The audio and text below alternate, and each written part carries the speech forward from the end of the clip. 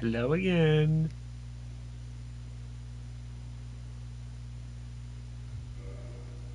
I'm back? Question mark. So I smacked Manus in the face with some arrows to see if the damage carries over. I put on some slightly more physical resistant armor pieces so that I can maybe survive this fight. Make sure you're human when you come down here to try and do what I'm going to try to do. I switched to the side sword so that I can get some more quicker hits in instead of leaving myself super open to Manus' swings. And I was showing the Calamity Ring description that I forgot to read. So it's enchanted by the orange eye of Calamite, the bringer of calamity, and deals double damage to its wearer. A useless ring befitting of no finger, best left unknown or at least well hidden. So it's kind of a challenge ring where you put it on and everything deals twice the amount of damage it normally would. It is useless unless you're looking for extra challenge, but you know, kind of fun. So yeah, I think I'm just gonna give this a shot and see how it goes. Maybe I should have waited on magic weapon before until after I do what I'm gonna try to do here. Uh-oh. Dark magic immediately. Oh, okay. Oh, this is going really well. I also don't see what I'm looking for. Oh, there it is.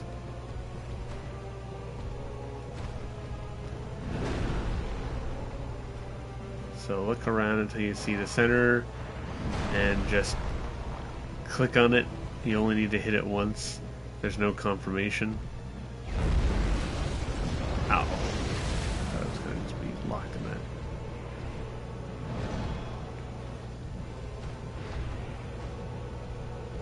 that. And we bring our friend Sif into the battle. Oh, wait. I didn't actually pay attention, but that damage must have carried over. Oh, that feels kind of cheap. But, you know what? Whatever. I would have liked to do this the appropriate way, but, you know. Ow! But also, this guy is a bit of a... Okay, he probably still gonna kill me anyway, isn't he? Sure is. Well, this was embarrassing. Get him.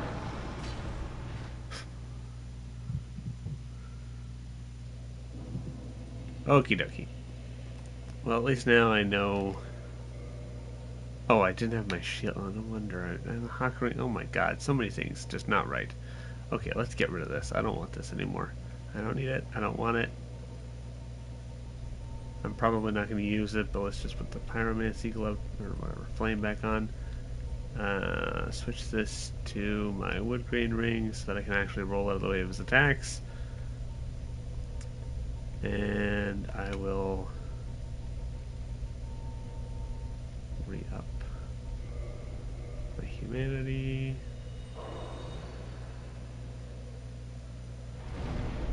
Alright. Go ahead and reverse my hollowing so I can be nice and human. I'm not actually certain whether or not you need to be human, but better safe than sorry.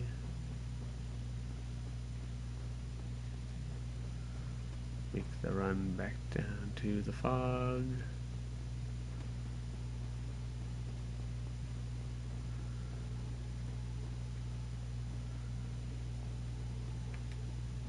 Alrighty.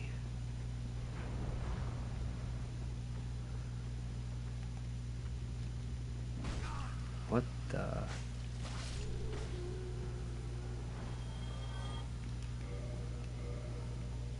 Okay, I'm gonna walk off and do that.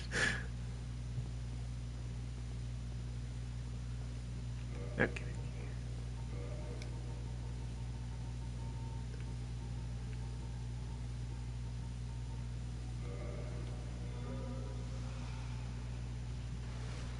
Probably should have waited to heal until after I killed these little sprites. Although I guess I can just walk around to them too. So apparently the damage does carry over when you go from shooting him in the face to going through the fog wall. So, you know, you learn something new every day. Alright, so where? Right here. Alrighty. Much better start this time. I actually know what I'm looking for. Where are you? Come on. Honestly, you probably should have the Silver Talisman. Did this just not work? Oh, it just didn't work. I'm just... Alright. Here we are. I suppose I could be hitting him. I'm just dodging, waiting for the summon. We got our great gray wolf. Our good friend.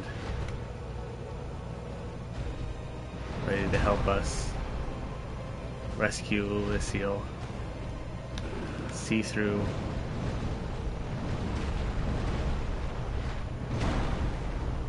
The plight. Oh, it's way too early.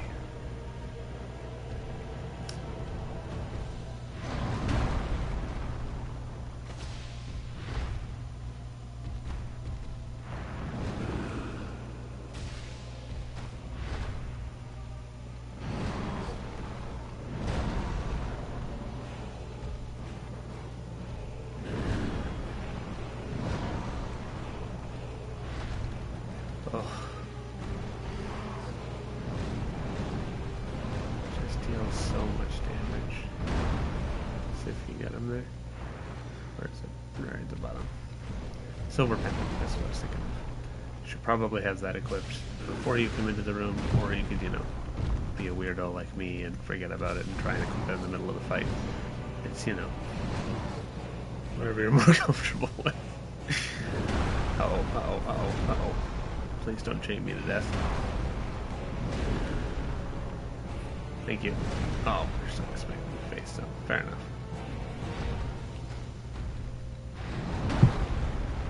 So, he does use that giant brutal club for casting miracle sorceries, I guess you could call them, of the abyss. Like this. Oh my god. Well, that was a perfect example of how not to survive that with the pendant. But you can use the pendant to disperse. Uh-oh. Please. How am I alive?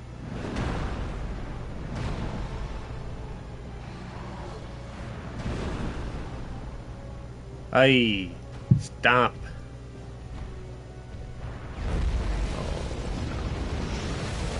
Oh, if that's even possible. Okay. Yeah, shut up and pay attention.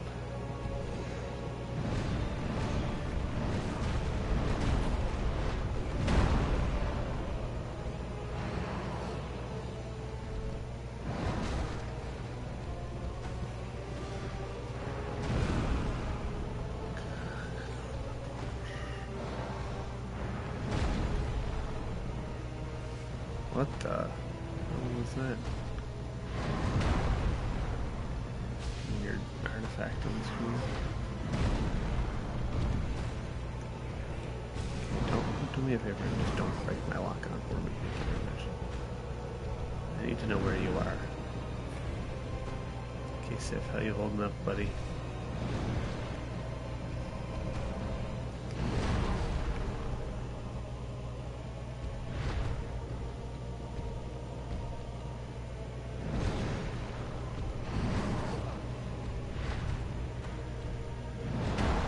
Not so well. Okay. You stay over there, bud. I got this. By I got this, I mean I'm gonna die tragically. Well.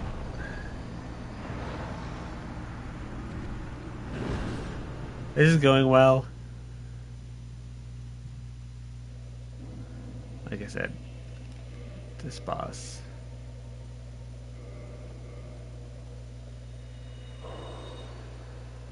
One of the very few that I struggle with still. Manus is the most difficult to me. I don't know if it's just how erratic he is or how I can just never tell which attack he's throwing out. But he is definitely the most difficult for me. Maybe not so much for you, maybe not so much for a lot of people, but for me, he is the hardest fight in the game. I mean, to be fair, he's also the one I have the least experience with, but even when I do the DLC on my typical quick playthroughs, I don't come all the way down and do Manus. Oh, you son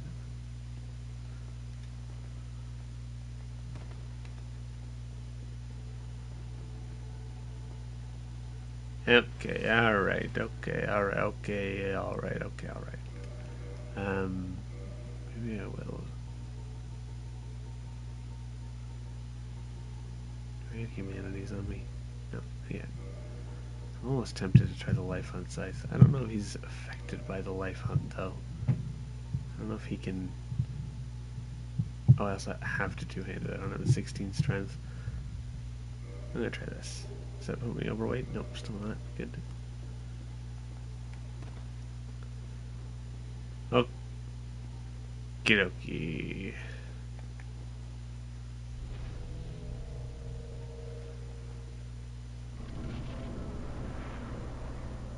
Probably should have at least picked up the humanity from the first time he killed me, but you don't need to confirm the summoning for Sif, you just need to hit it. Ow.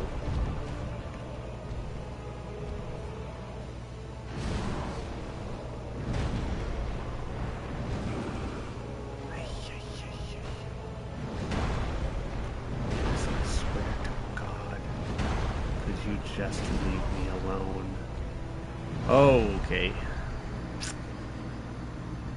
Well, I hope this is fun to watch. Sure is fun to play. Oh, this man is destroying me.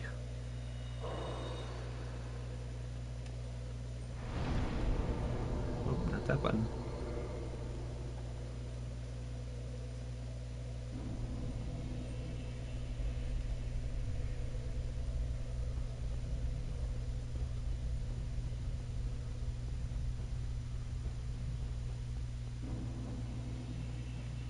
Okay.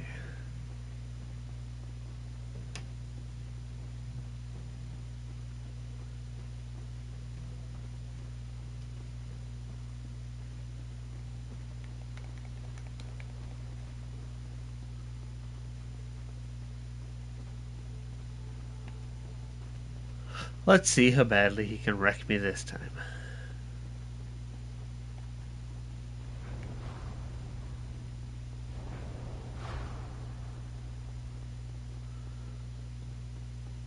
Alright. Is he gonna hit me? Nope. Alright. I didn't get hit that time.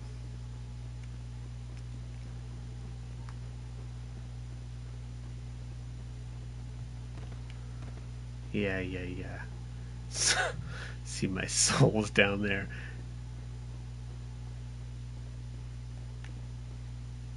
So I guess the fact that you can see the souls down there kind of proves that it's not instanced. That you can...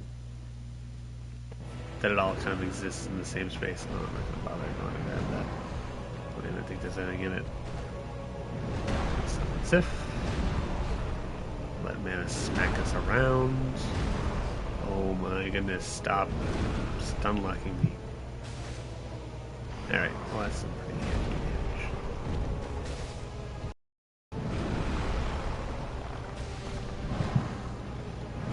I just find Manus has a lot of chains. And if you get hit with one and even block it, it tends to just... like, I mean, that was my entire stamina bar.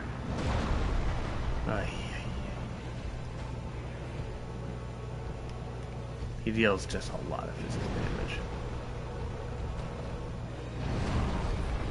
And if you get hit up in any of his chains, it's really hard to roll out of them. Especially his great big one that really messes you up, where he flips you in the air and all that nonsense.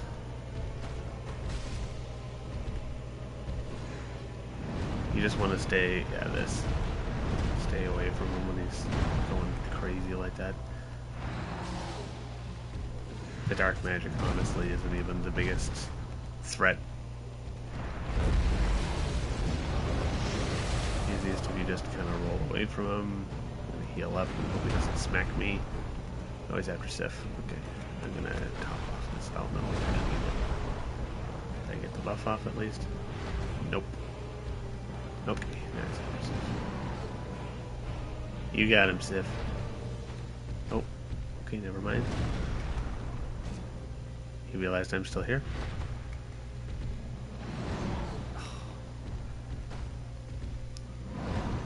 There we go, that's a better roll. There.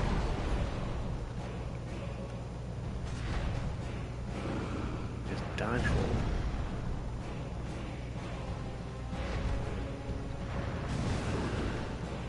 Ow. You know, he's gonna smack me in the face for that. It's alright, didn't do more damage than I needed to heal, so... Okay.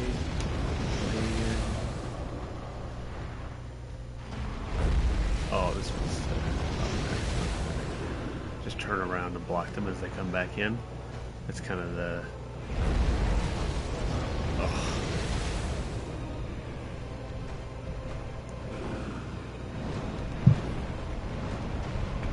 Smack him with that. Oh, okay, missed.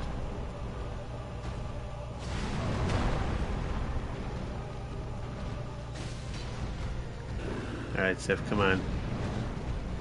We got this, bud. Who are we kidding?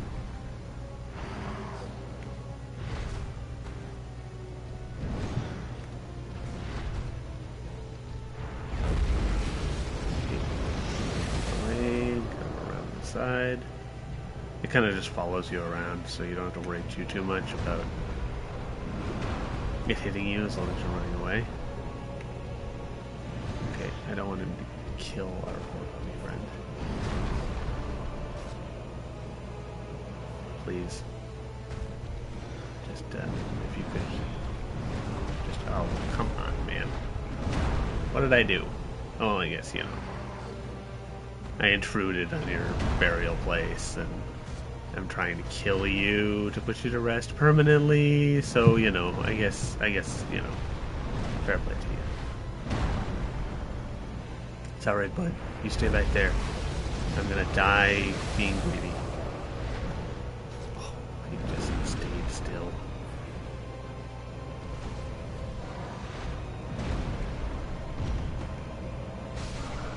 Jesus Christ.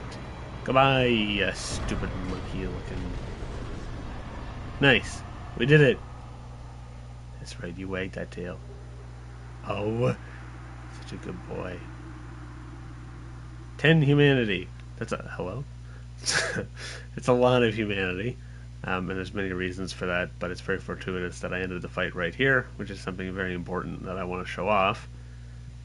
So, I'm pretty sure that it is Chester who tells us that they upturned the grave of primeval man. So that's what's happening to Elysial. That's what he's saying kind of caused the spread of the abyss. That's why the city's plunged into darkness and is, you know, losing itself and slipping into the abyss, is because they upturned the grave of primeval man. They dug too greedily and too deep. And they awoke the Balrog. And so we see the grave site here, and Manus towering over it, ready to fight us. So it's fair to say that this is Manus's grave, and therefore that would be primeval man. Now let's see what his description is. I mean, look at that. Like I said, this game this DLC specifically started the, I guess, tradition of souls kind of reflecting the character of who possessed them. So, Father of the Abyss, viscous, lukewarm lump of gentle humanity. So that you can see that it looks like a swarm of humanity. It calls it gentle. And it says that he clearly was once human, but he became the Father of the Abyss after his humanity went wild, eternally seeking his precious broken pendant, which we know is what got us here.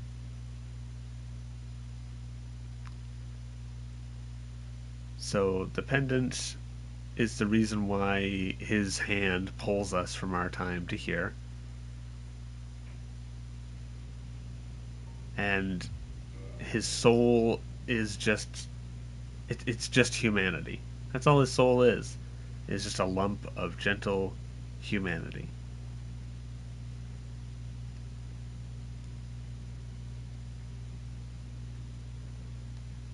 Anyway, let's talk to Dusk.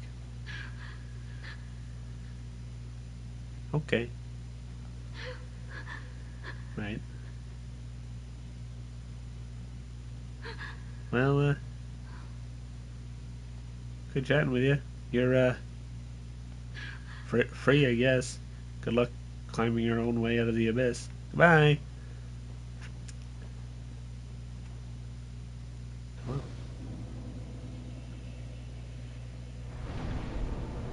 Okay.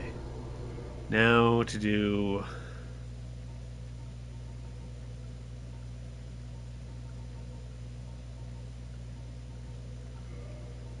the hardest fight in the game. So we were able to summon Sif, have the compatriot, the companion of the Knight Artorias. Might as well rest the bonfire down here. Have his compatriot join us in the battle to do what the knight couldn't. So Artorias might not have been able to repel the abyss, but maybe a hero from the future, with the help of a very courageous pup, were. And were able to keep his honor intact.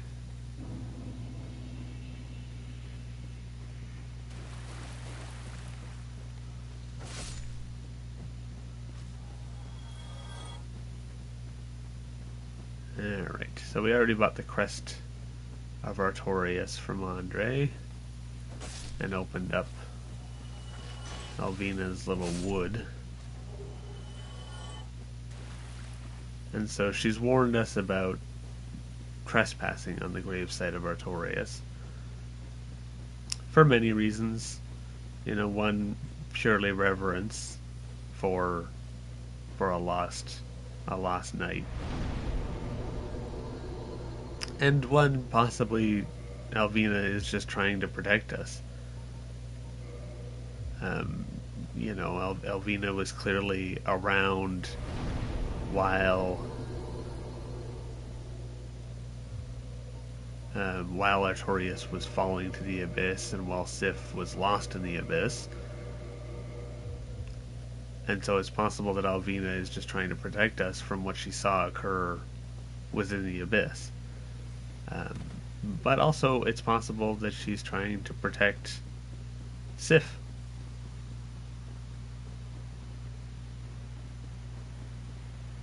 As Sif defends the grave of Artorias with her life. And it's very possible that Alvina knows that we come seeking the ability to traverse the abyss. She knows that Sif possesses that ability.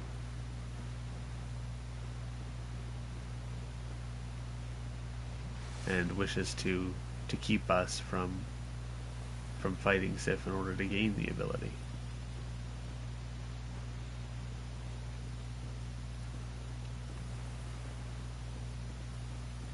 come around and grab this chest for an armor set that I've literally never used in my life. Not that I think it's bad, it's incredibly heavy. So we've got this rocky outcropping here. Little stairs. A spot where potentially an elevator could be. That leads out into a big open area with a lot of branching paths, or not branching paths, but a lot of area in that direction, and then potentially a safe side where we run around the outside.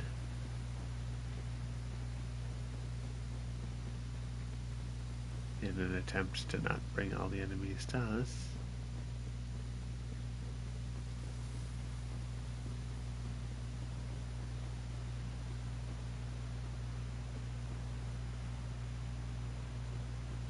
And so,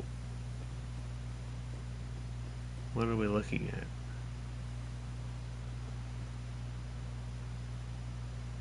I specifically showed you this in another place because I wanted it to seem a little familiar. A bridge coming out leading to an open clearing where maybe at one time long ago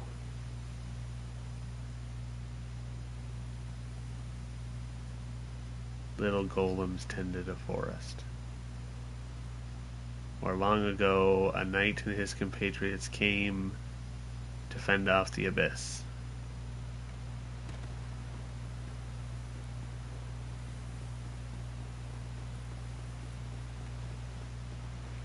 Alright. I did that way too early. So we'll open this door. This would betray the covenant of Elvina anyway. But we'll come in here. Now obviously there's a lot of ruin, and clearly, you know, things have kind of returned to nature, but this doesn't look exactly like maybe what we would have seen in the past. And there's quite a bit of that where maybe the past and the present don't quite line up exactly, which I think is fair. Whether it's because time has simply changed, or we know that time and space in Lordran are very weird and kind of almost layered on top of each other. So we see the great sword of the Knight Artorias.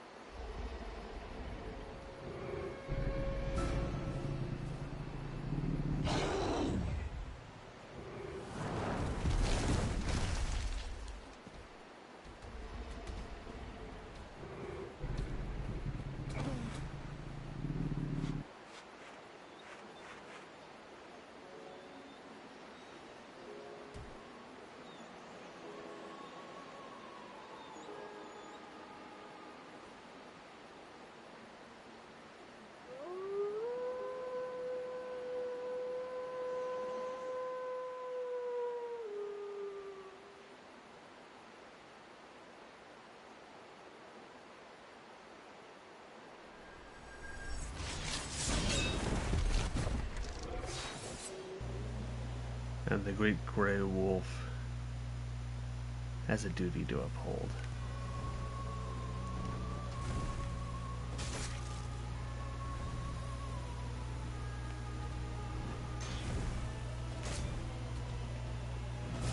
Oops.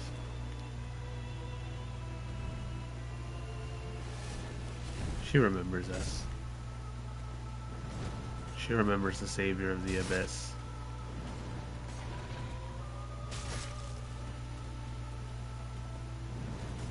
The one who allowed her master to die with his honor intact. The one who helped to allow her to survive the abyss. The one who helped her to uphold the duty of her master. She remembers us.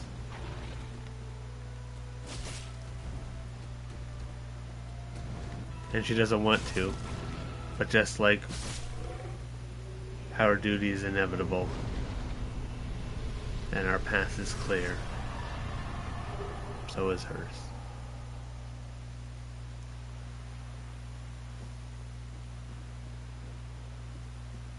So, I'm going to come behind the grave of Artorias and pick up the Hornet Ring.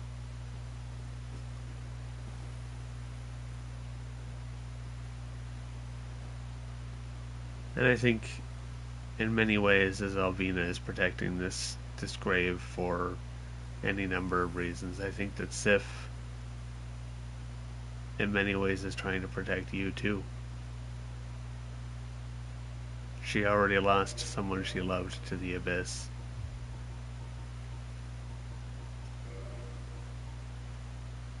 And while she knows that you have a path you must walk, I don't know that she wants you to suffer the same fate. Pretty bare bones description there. Symbolizes the covenant with the beasts of the abyss. I mean, you have to keep in mind that this was written before the DLC was written. But, you know, we can now traverse the abyss.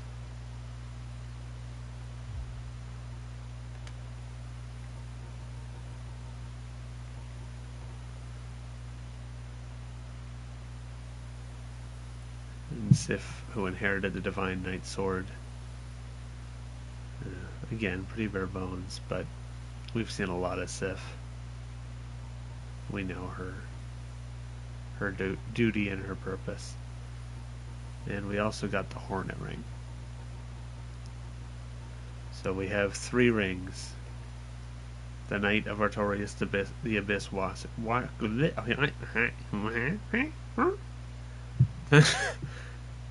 the Ring of Artorias, the Abyss Walker. Hawkeye Go. And the Ring of the Lord's Blade, Sierra.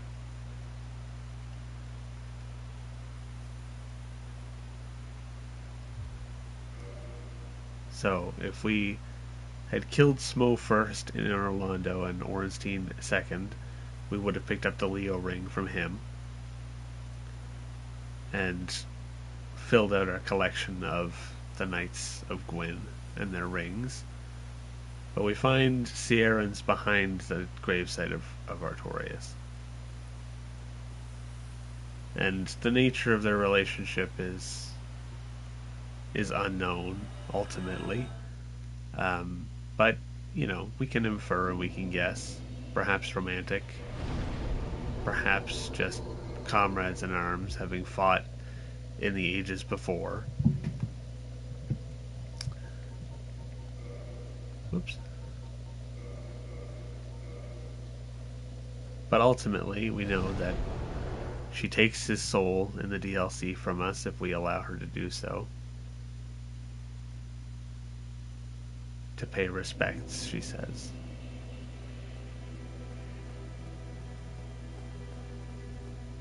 And then we find her ring behind his gravesite. Clearly, she cared a lot for him.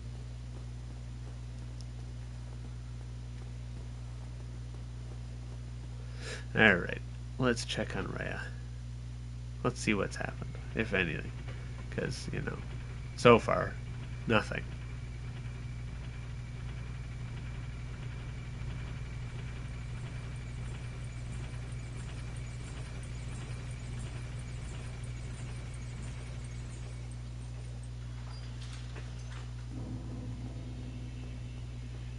Oh, here she is. I was wondering, it is a great relief. I do not walk. I have. Then be safe. Farewell, very.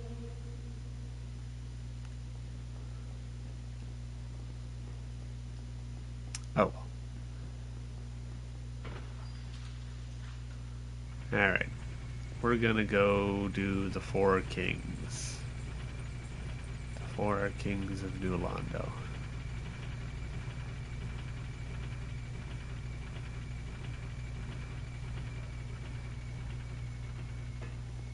Not the most fun of fights, but that is kind of the nature of the Lord Soul bosses. Not exactly the most fun.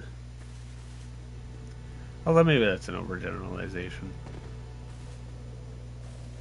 Seath can be kind of fun. And I do like the Gravelord Nito fight.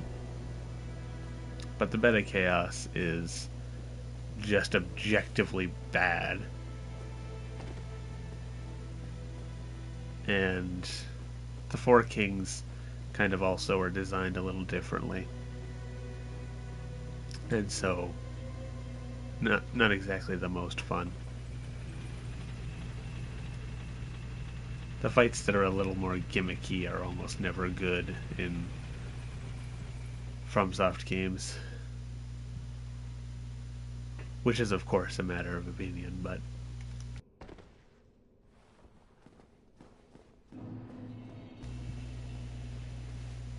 I also do kind of like the Dragon God fight in Demon Souls and that kind of thing. So I like different kinds of gimmick fights, but these ones I don't really enjoy.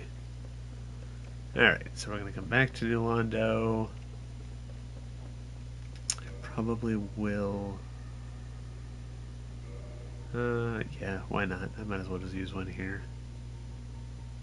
Oh, I only have one. Oh, better beat them on my first shot.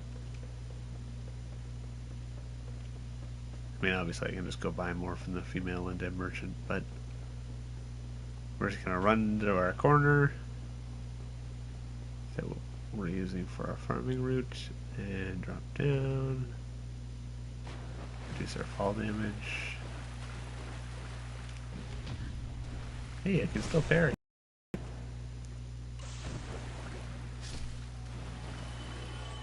Alrighty. I think. Can you get it from this way? Or do you have to be. I'm trying to see in this incredibly poorly lit area where the contrast is just entirely too much. Oh, no, I take it back. I can't parry.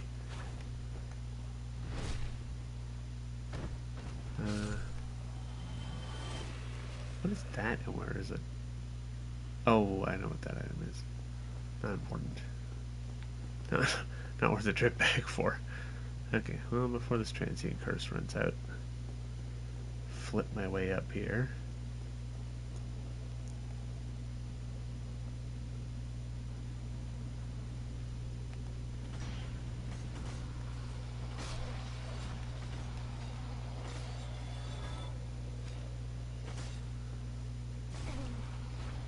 Rude.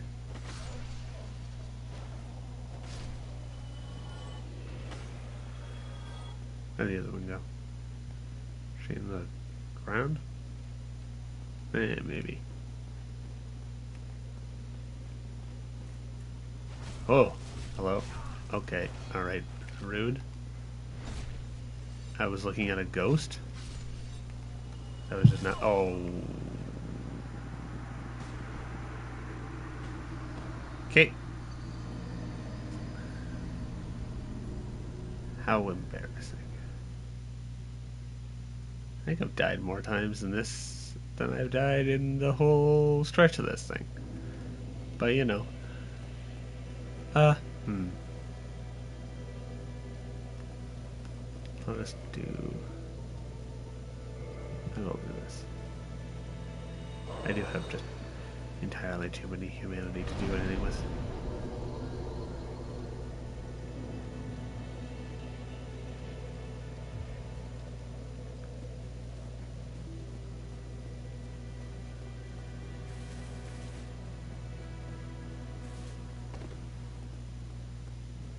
Okie dokie.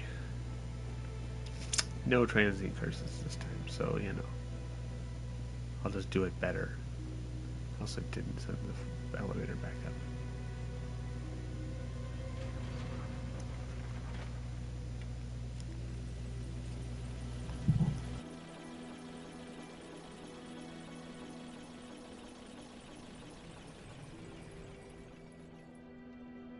There.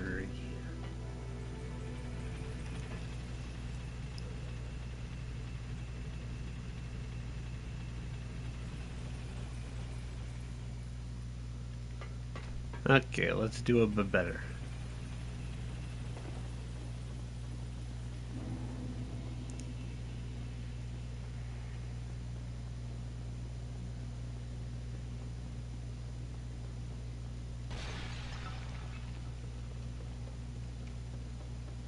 Okie dokie.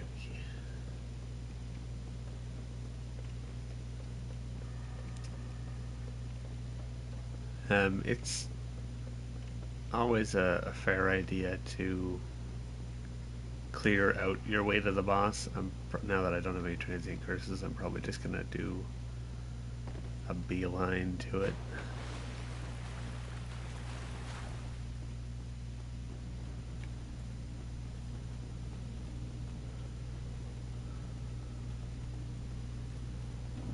No, no. No, no. No. Rude. No, no. Goodbye. Try to get me through this wall, please. Okay. The ghosts can still come through and over and around once you get in here, so just kind of keep going. So now that we're through the fog wall, we're just gonna run down. Try ring. Yes, indeed. So if you come in here before you've killed Sif, before you've picked up the ring, there's a point here where the stairs end. And if you jump off without the ring, you will just straight up die. I think I'm probably going to do this the stupid way. So you can do this in whatever way you like, but the most efficient way of doing it is to just equip all of Havel's gear.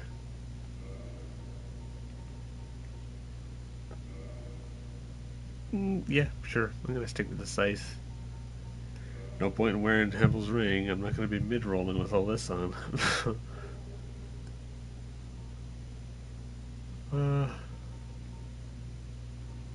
Yeah, actually, I guess that makes sense.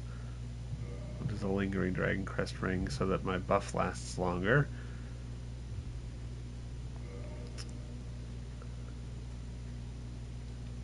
I'm gonna top off. I'm just gonna double. Okay, I did put the ring on, and I'm gonna walk off into the abyss.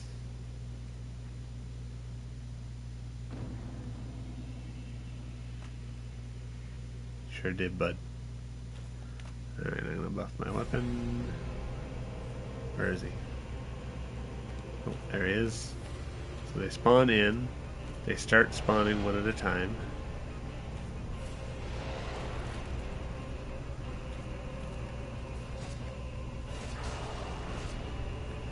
And this fight essentially just evolves into a DPS race. Heal up. Wait for the next one to spawn. Just keep turning your camera.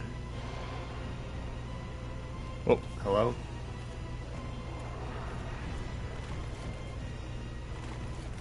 Too close for that to matter. So when you're right up in his face, a lot of his attacks will kind of just clip you, and they won't really deal their full damage, and then you can just kill him before he can really do anything of use. Same as with Gwendolyn, as they start to disperse, just keep hitting them, because you can still deal damage to the boss health bar, even if the individual king has died.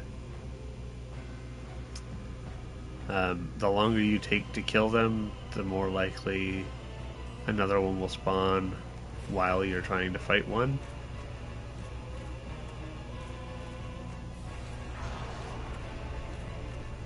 But I probably wanna not. Nah, it doesn't really matter. I have enough health and I have enough magic resistance from Havel's armor for it not to matter.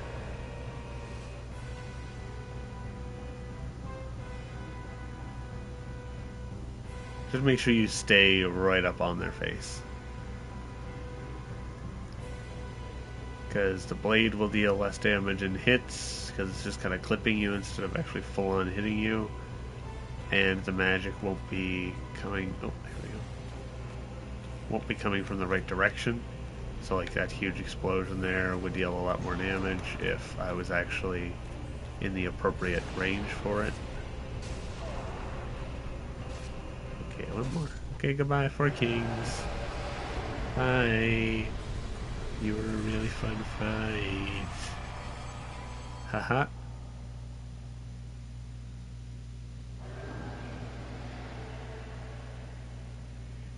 Sure did achieve that victory. Alright. I don't want this. Please, please stop. I don't want, I don't like this place. I don't want to live here.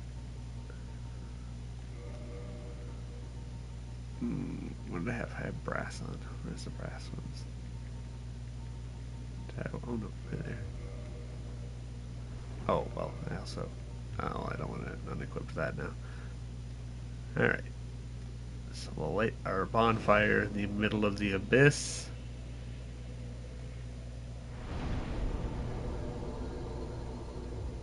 I am very close to 2. Kind of spoiled for choice here. Let's keep going in intelligence. Why not? Okay. Now to the Tomb of the Giants proper.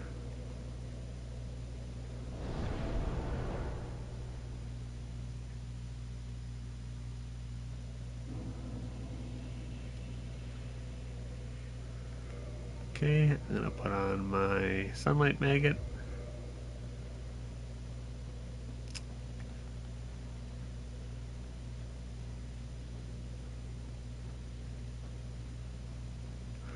Now I will fix my rings.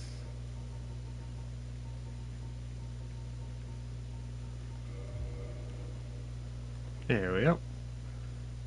Did you roll these? Alright, so I forgave Patches. So with the sunlight maggot, you don't see the directional glowing orbs that kind of try to show you where to go. Oops.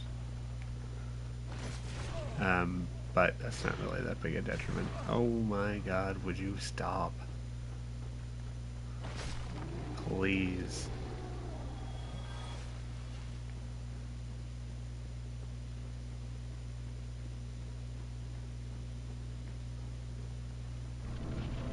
Alright.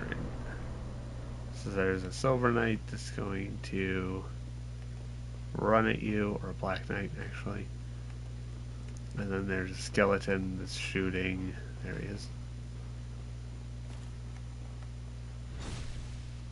Easiest just to go for the backstab so that you're immune while the archer's trying to kill you. Oh, and the dog aggroes. Okay.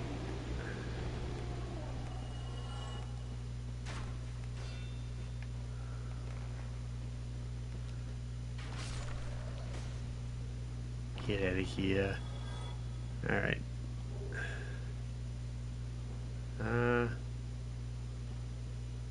There is a spot. There's a spot where? There's a spot somewhere. On that, maybe? I can't. Oh!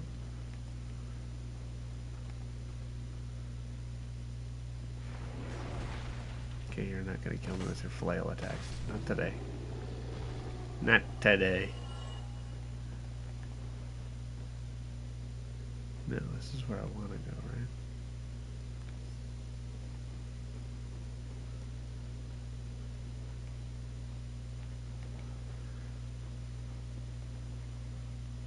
Don't really remember. I don't usually spend as much time goofing around down here. I just run through and be done with it. But there is... Okay, maybe I should just read what this says. Here? Is it here? It is here. And then where?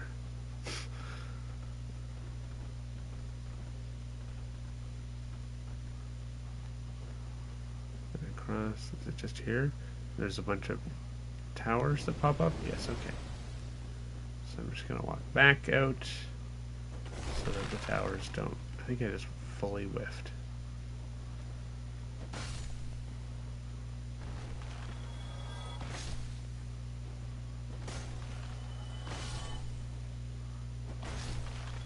Yeah, oh, I did not have enough. Oh, style. Alright, and we get the covetous silver serpent ring. So it's the same thing as the gold one, but this one increases the number of souls that you get while you're wearing it. What the... Very springy. Okay, I trust you. Oh! Oh, God. I don't even know if that would have killed me. I think, he... Okay, I think I will drop down this way. I am going to heal before I drop down, though, and there's a reason for that. So if you come here... Actually, I'll heal again, why not? While you're... Actually, I should probably just turn around and get the bonfire immediately. I'm just going to do that. Be safe.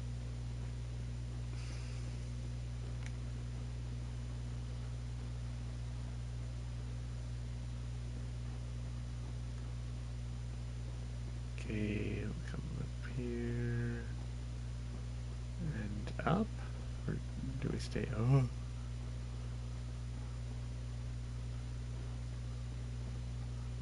oof!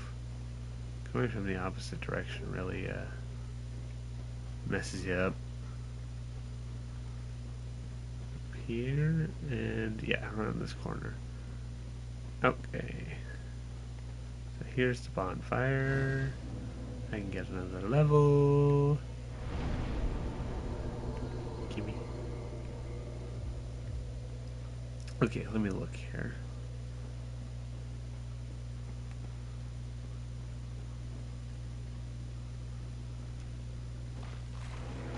So there's the...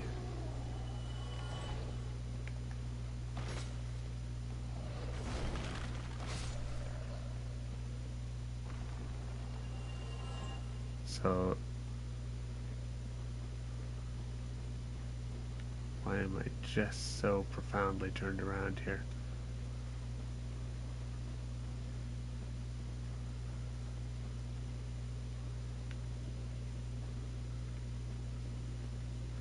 Okay, well anyway, I'm disoriented from dropping down to get the silver serpent ring. You come up the other side from around the skeleton, you go down where I started going before I went back up, and then you come up, but you should get the silver serpent ring anyway, so you'll be following that path.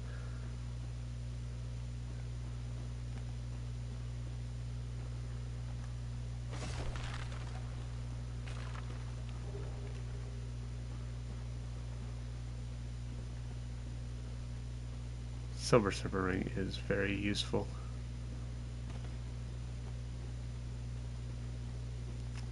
Especially if you're trying to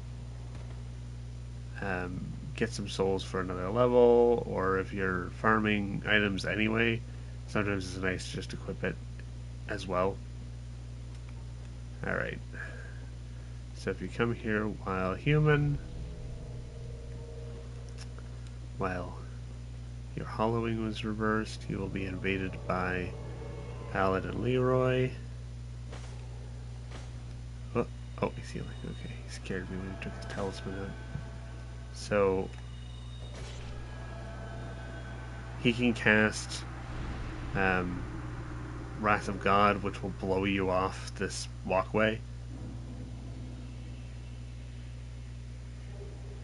We get Humanity. We also get Grant and Sanctus. So we get the hammer and the shield that he was using. If you can call it a hammer. So Leroy is our friend from the pinwheel fight who essentially soloed him.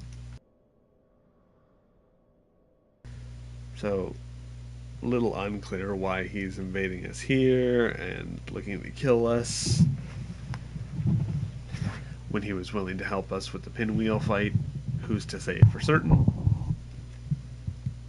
But Grant is a really cool strength faith weapon.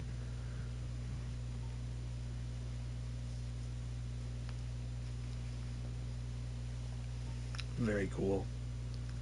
And Sanctus is also super cool. It requires some faith, but it heals you over time. But the heal over time doesn't. You don't need to be. You don't need to have enough faith to hold it and have the effect. Like you can see the effects on me.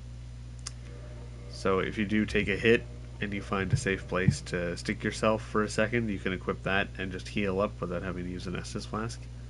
It's really, really, really slow, but you know, it might be worth it if it saves you an Estus flask if you're in a really tight spot.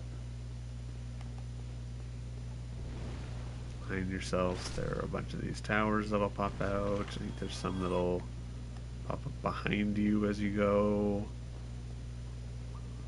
So we'll come in here.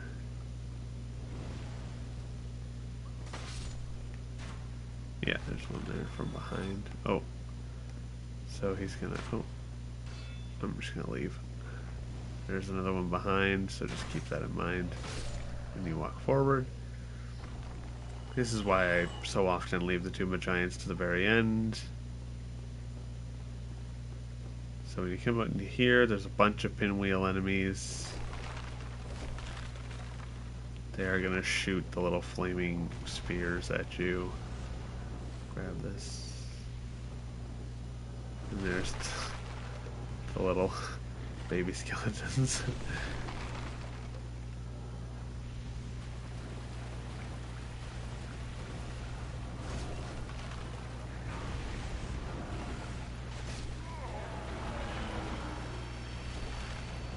So, ow. Oh. They have a chance, I was going to say, they have a chance to drop the other masks.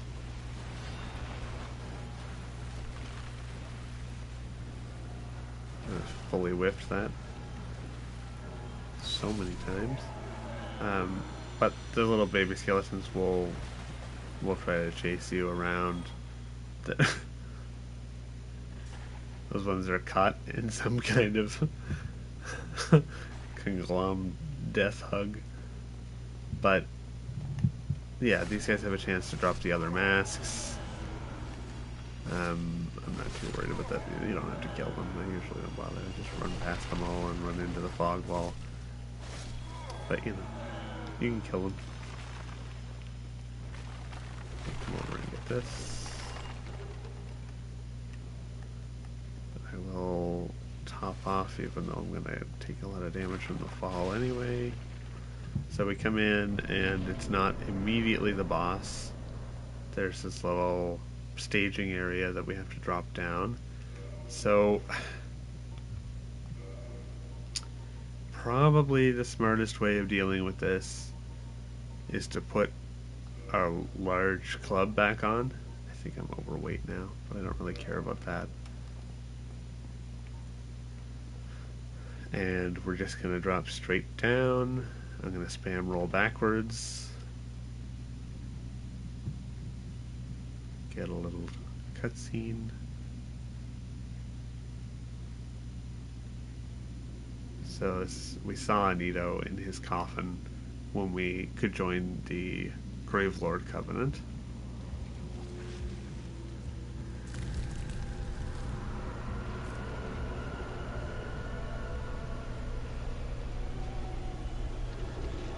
Now we are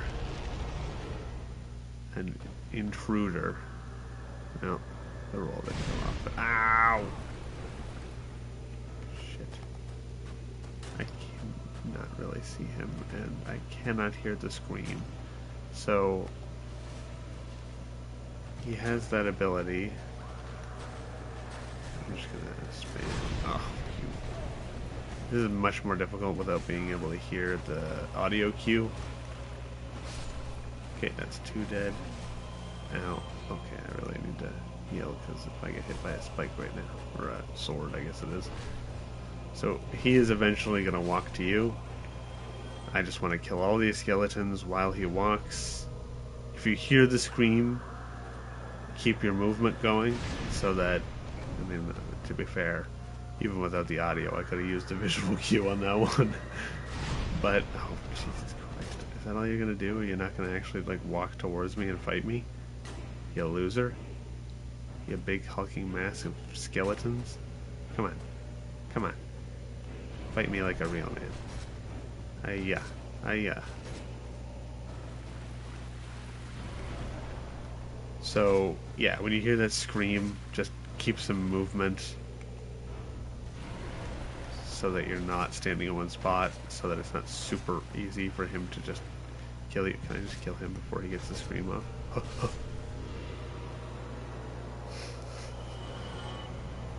So difficult.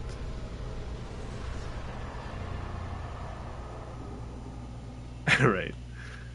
Well, that was difficult, really hard. You can see you're really going to struggle with this fight. Yeah, well, I don't know, you might.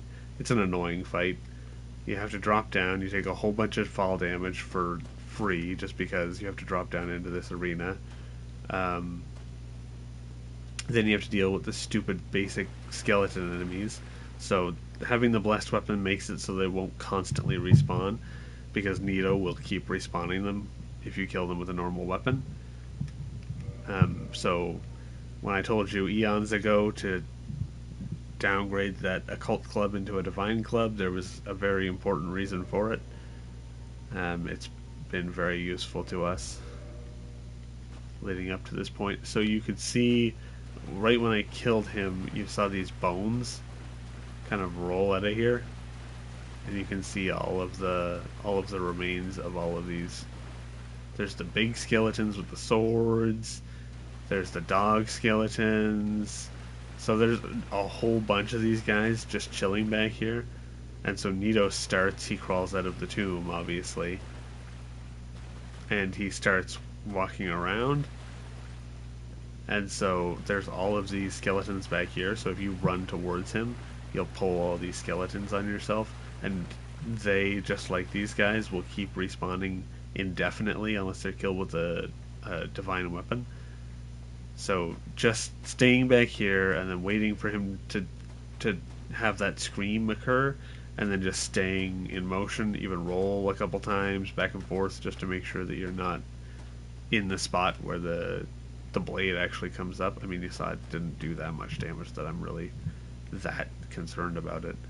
But if you just stay over here, dodge those attacks, use the Divine Club to kill the skeletons, and then let Nito walk to you, you'll be fine.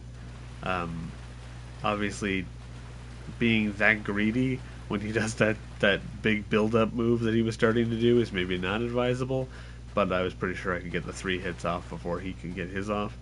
But he'll kind of stop, and he'll start to kind of crouch over, and you can see the purple hues kind of intensify. You need to just get out of there. Just get back, like, say, if he's... Where are we? So if you're fighting him here, and, you know, he starts doing it here, instead of running towards that way, maybe come over here, and stand, you know, somewhere over here, try and get over here and block, and you should be fine. He's not that difficult of a boss. Alright. Another 2 levels. It's nice. I don't see what I'm looking for, so I'm just going to do a quick quit and reload. Let it relog into the server.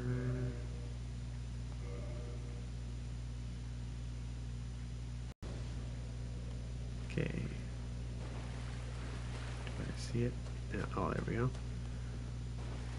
Alright, so we get the Paladin set from in here. So we get Leroy's set, which is interesting. So it says that he's a paladin of the catacombs, which is interesting. And it says that the Way of White produced its first undead, a paladin in golden armor. So produced is an interesting word to use.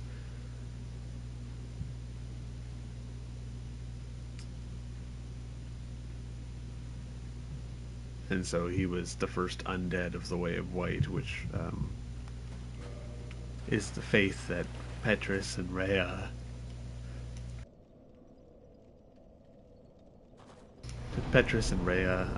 represent, and they worship what is believed to be Gwyn.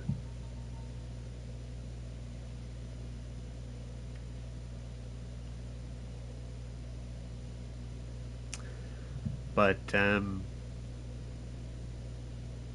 we've kind of reached where we need to reach. We have all 4 Lord Soul bosses. We've gone through and cleaned out the DLC. We've done the optional areas. We killed Gwendolyn. We killed Priscilla. Okay, let's see. So we should have someone to talk to here. Well, hello there. Our good friend the hyena. Oh, Willie, you've come at the I'm done with the looting, and wondrous treasures have I. There you are. I'll rely. I highly doubt it. So we get the prostration gesture. So he sells Eyes of Death, which invite invaders into your world if you're playing online.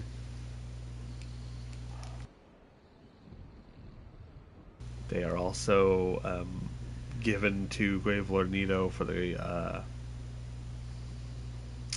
Covenant, the Gravelord Covenant.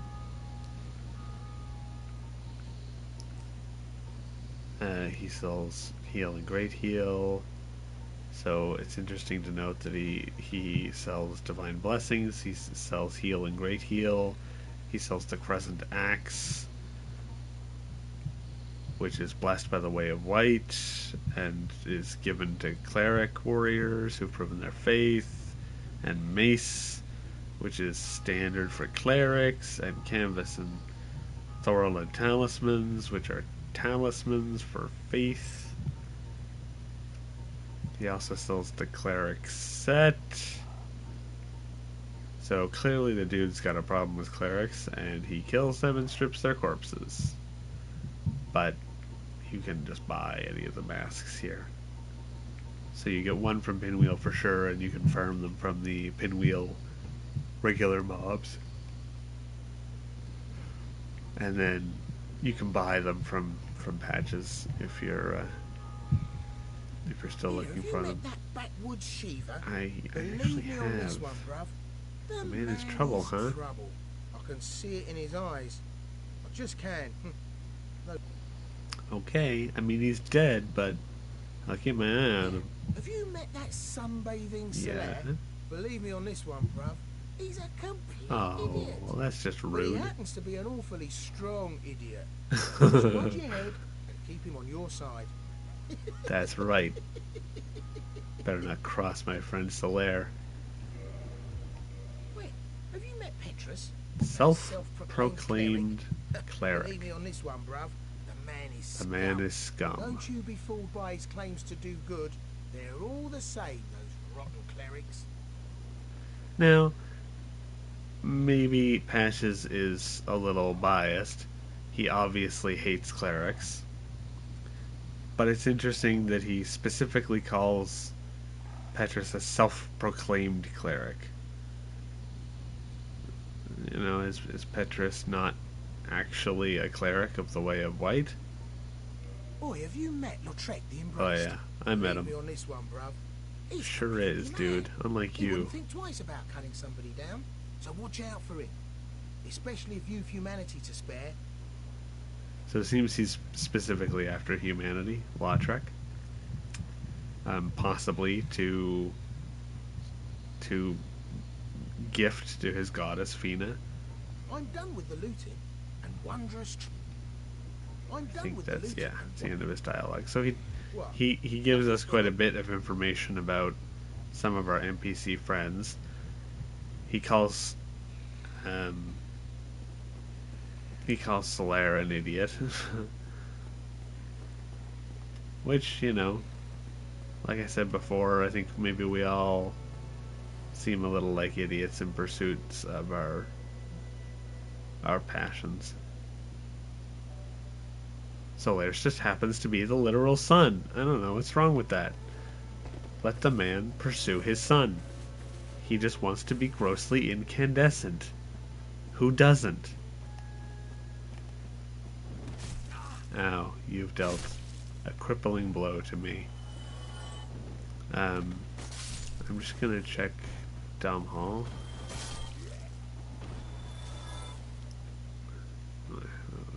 Watch me get hit in the head with one while I try to jump and die.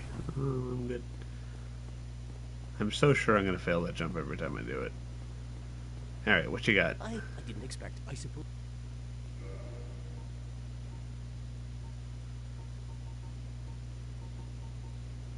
Smo and Gwendolyn, nothing. Oh, right. And the Artorias set. I completely forgot about the Artorias set. I don't know how I love this set so much. Although, to be fair, I forgot about Dom Hall altogether. The death of the helm's owner can be surmised from the corrosive dark of the abyss and the musty azure blue tassel, once a symbol of pride and glory.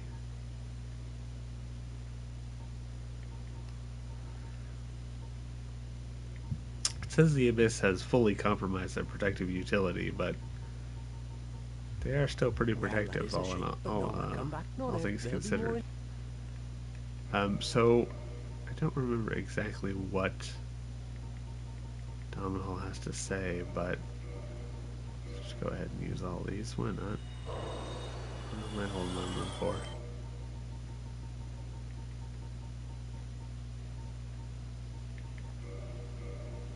Just casually use 14 of these.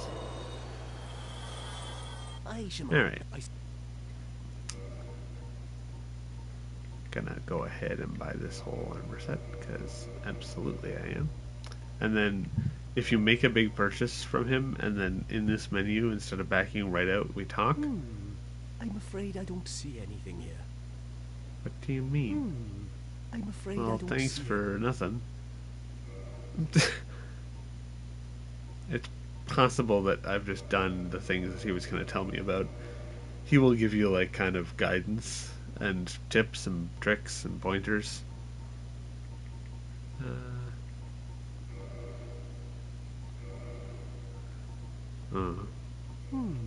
Well, I'm certain we will make it so. I am willing. If you see kindling in the catacombs, use divine weapon. That will repair the.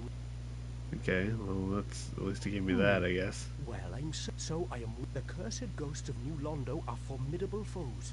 To face them, you will require special arms or a cursed body. The quickest way to be cursed? Try the bug-eyed lizards in the sewer. Desperate measures, to be sure. So he gives you a hint about the ghosts, and he says that you need to be cursed essentially in order to hit them. And if you do get cursed by the lizards, which he suggests, which is an absolute mad thing to say, but you can get cursed by the lizards and then have your half health bar and all that nonsense, and you can hit the ghosts and not have to worry about the transient curses running out. But that's, anyway, that's why we have the transient curses. It may be, but I have heard of Surviving ancient dragon. A coterie of undead serves the dragon as they train to become dragons themselves. Sounds unlikely. You never know, do you? I'm afraid. Thank you. That was a. I have. Yeah. So at least he kind of gave me some so that I didn't look crazy. But he has some just kind of general hints, different little things, like using divine weapons to kill the skeletons so they don't respawn. Hello?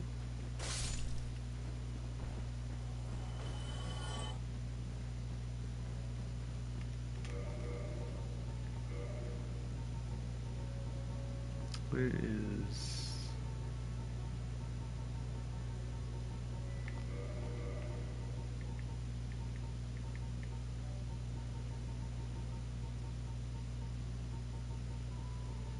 My goodness, I have so many armor sets right now.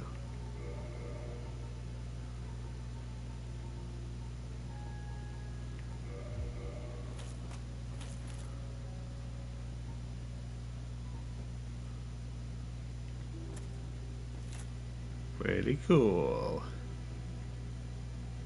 Pretty epic. It does make your legs look really spindly, which is kind of funny. It kind of has the whole emaciated thing going on from how he looked when we found him. But it's a pretty cool armor set. It just looks pretty awesome.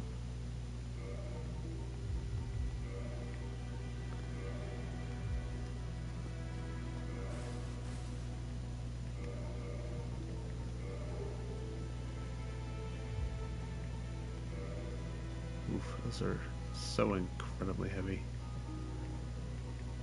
Let's put those brass leggings back on.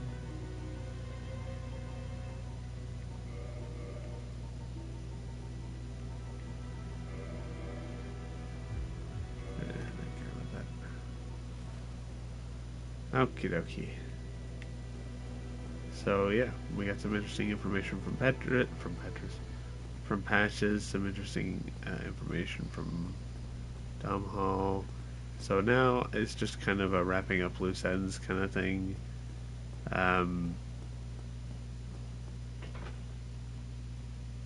Often, right before I go to fight the final boss and end my new game, or end my game cycle, and move to New Game Plus, I kill the NPCs. Because, I mean, as stated, I'm a monster. For gear and for items and for lore and all that stuff. But we see finally Rhea has died. And we get the humanity and the pendant.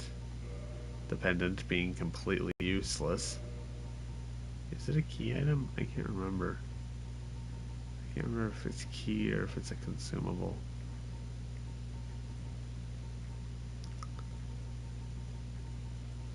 It is useless nonetheless.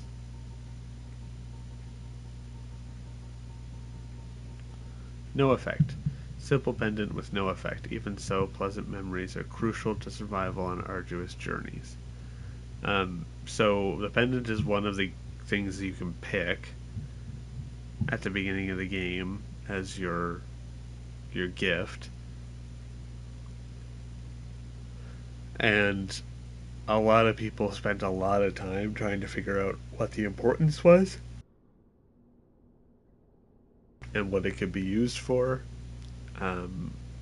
Even the witch's ring seems to be useless but has a very specific purpose.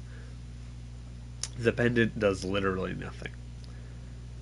And so there are some real weirdos who are like, oh, the pendant is the true Dark Souls MVP gift because it doesn't actually do anything, so it's not actually giving you any kind of a benefit starting at the game with it.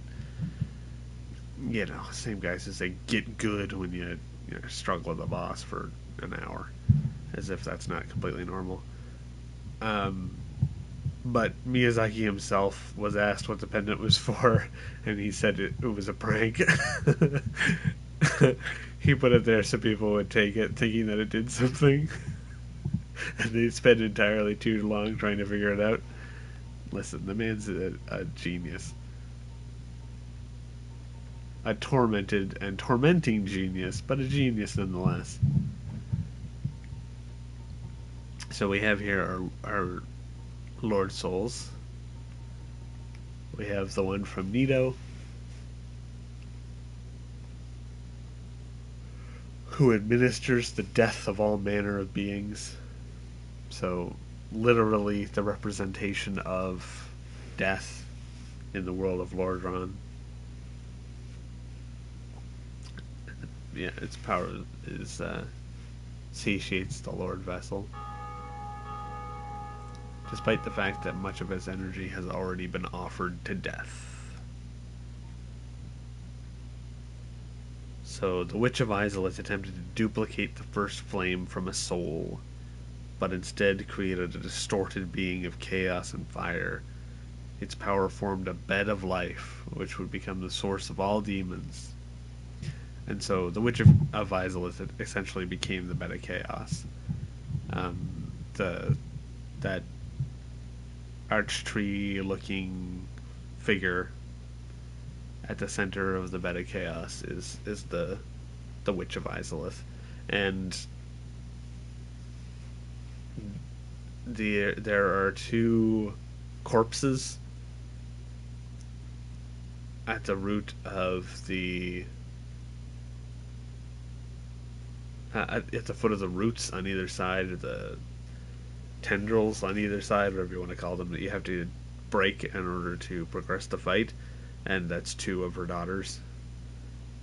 Others escaped, and maybe if I do a full lore, a lore through, as they call it, I'll talk more about the Witch of Izalith and her daughters and what happened to some of the others. We've seen others, and you know of a few of them, but let's leave that for some speculation. And so we have, so these are just named Lord Souls, and it says that they were discovered at the dawn of the Age of Fire.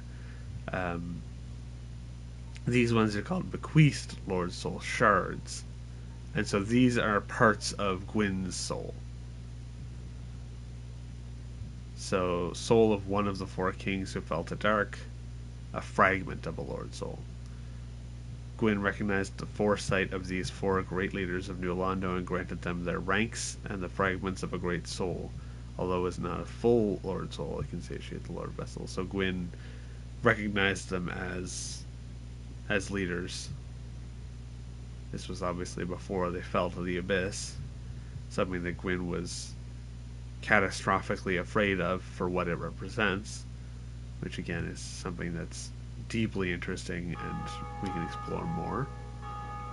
And then this one was given to Seath the Scaleless. Seath allied with Gwyn and turned upon the dragons, and for this he was awarded dukedom, embraced by the royalty, and given a fragment of a great soul.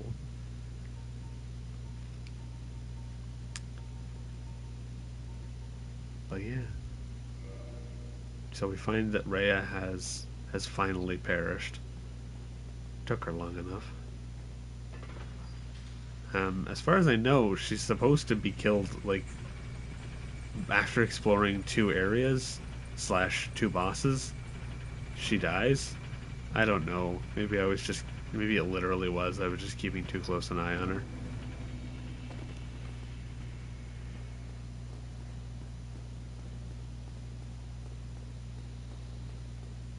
Listen, man.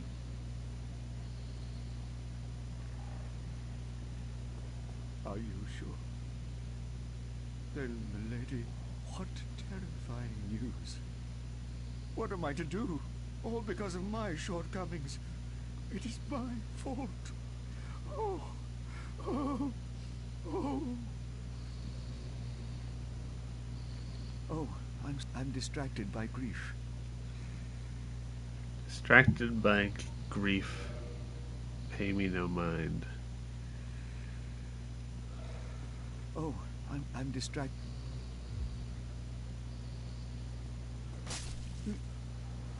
No. This can't be. It can't end like this.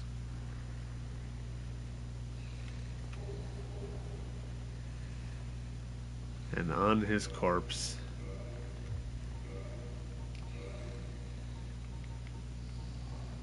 we find the ivory talisman.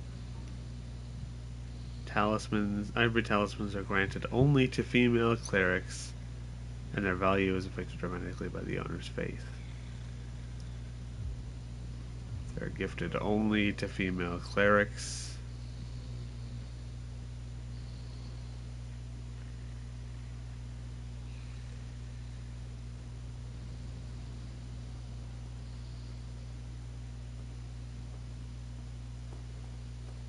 Petrus is a bastard, man.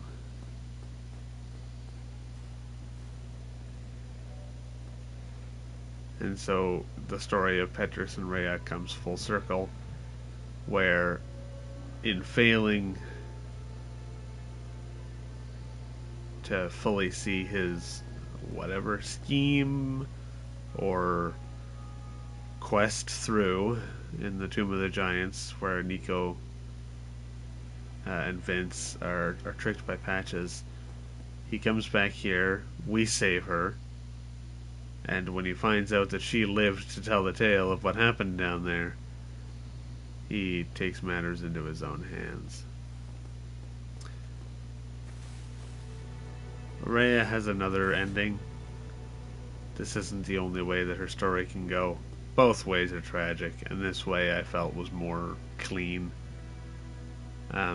The other ending is if you kill Petrus after you rescue her before he kills her. But if you do, she ends up being taken away to the Duke's archives, where we find her hollowed. So we know that the channelers are Seath's, I don't know what you want to call them, minions, compadres. They read to him because he couldn't see. I don't know if any of this information is actually expressed, but do I have a channeler's? I might not have the channeler's gear, and if I did, I might not have read it. No, I don't think. I think it would have been down at the bottom. The helm, I believe, has that. Oh no, I got the channeler's set. It must have, yeah. Serve Seath the Scaleless. The 6 eyes arranged in 2 vertical columns compensate for Seath's lack of sight. And so they worked directly for Seath. We find one in the chapel looking down at the place that Rhea is kneeling and praying. So we know that Seath was actively watching that location, potentially scouting that location. And so Rhea gets spirited away, where she becomes yet another maiden that Seath attempts to experiment on. I'm pleased to see you, as always.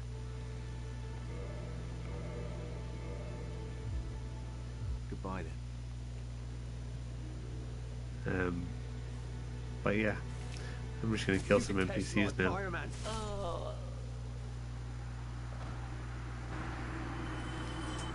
Time for the true Grim Reaper. Oh. He's invincible. I'll take that.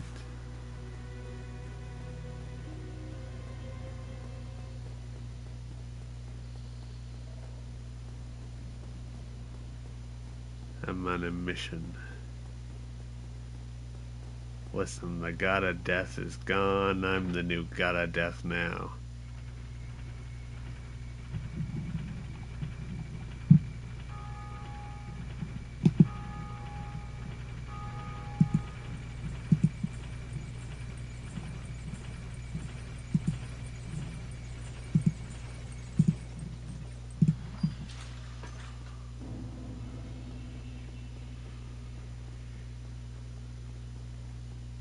So obviously you don't have to do any of this part. You don't have to kill your friends. But there are some interesting items that we can get. There's some interesting dialogue you can get. Obviously killing the remaining firekeepers, whatever ones are still remaining, depending on your playthrough. I know it won't. I'm afraid.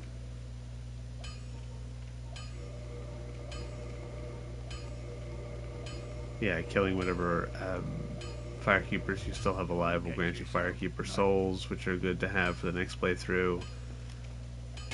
Huh. Well, you've got some nerve coming at me like Listen, that.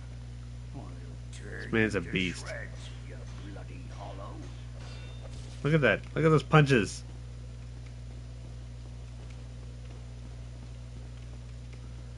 Actually, actually do want to be careful. he can't wreck me. Ow! Stop it! Andre! Andre! Huh!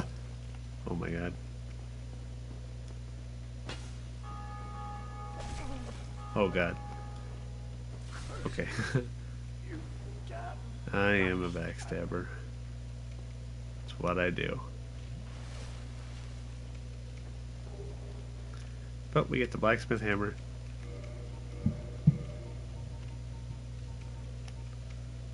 Metal hammer of Andre of Astora. Lots of lore there.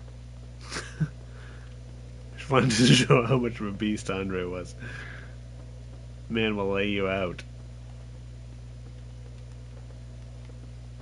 I don't know why I'm walking. Who else? What else?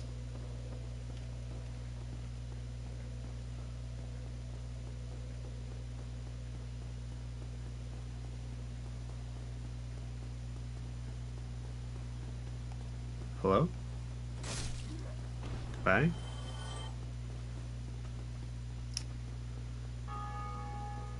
Alright.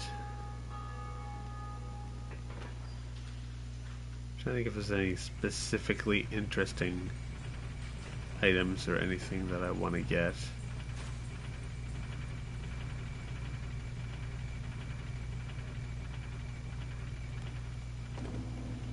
Before we head into the final segment and final fight.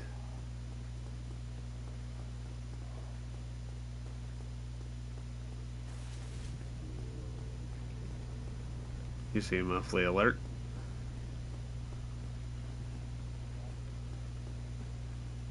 Oh, there you are. Welcome to Trust. We chop prices, not limbs.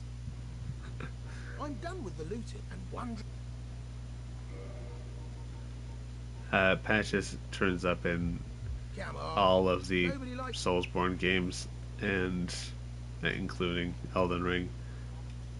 And he was also in Armored Core. Oh, okay. Oh, okay. Curses! What's wrong? Curses! How in the... What did I do? What?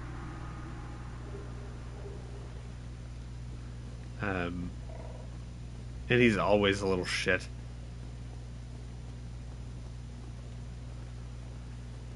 He always baits you into some kind of nonsense and then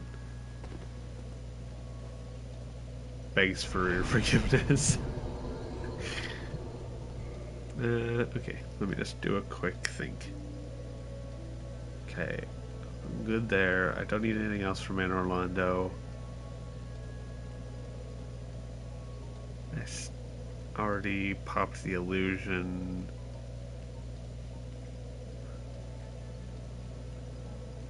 Could kill the giant blacksmith, but I don't think even I'm that evil. Oh, although I am this evil. I do want to kill the fair lady to get the Firekeeper soul that she leaves behind.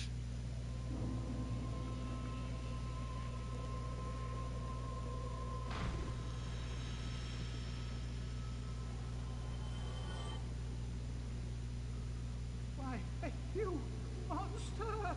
The fair lady! What have you done? What have you done?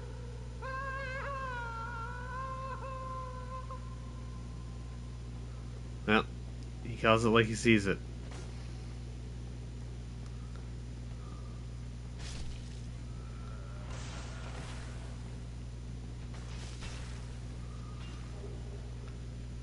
Take this Firekeeper soul that I got for being a monster.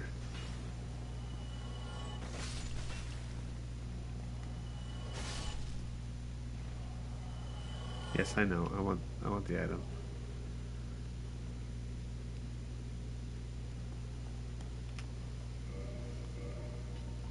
Made it very clear that I'm a monster.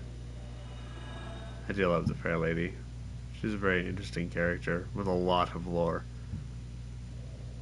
Lore that we didn't really get to see with this. Okay, so that's that Firekeeper. I can't kill Anastasia again for her soul. But I can always just not restore her to life in the next playthrough if I really wanted to get my Estus Flasks plussed out. You can get them up to plus 10. That's the max for them. Good lord, I can't kill the dragon.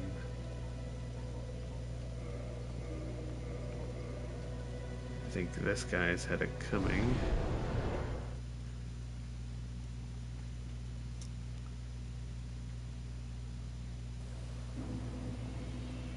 After all, he did invade us. And then acted like we were the weird ones.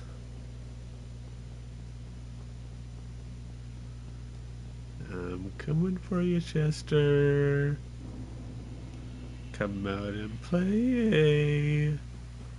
Actually, I kind of forgot I think he has specific dialogue once we kill Manus. Oh, you. You have quite some fine then. Well, I've had... Or maybe he doesn't. I'll be seeing you if you you'll be survive. seeing me, alright. Hope you survive your travels. What now? Yeah, You loser. think this is all my fault? How You- very petty of you. Fedora wearing, You win, please. doing Oh, please. sniper, crossbow wielding. Anyway, we get his set. Which, of course,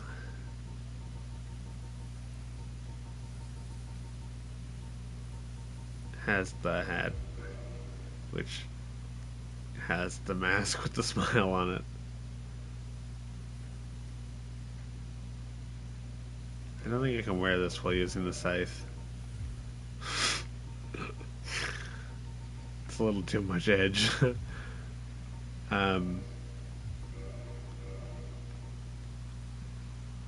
Top hat worn by marvelous Chester, a man of mystery lost in the past. The wearer of this top hat cracks a dubious, permanent grin. The curse of Chester. Chester's long coat, exquisitely sewn aristocratic suit. I do very much like this chest piece. It looks a lot like a piece that you would find in Bloodborne. It's got a bunch of belts across the abdomen, a little rows. But this one's just too good. Alright, that's enough. Chester's dead. Little loser man. Alright. Time to do the more difficult one. That's right.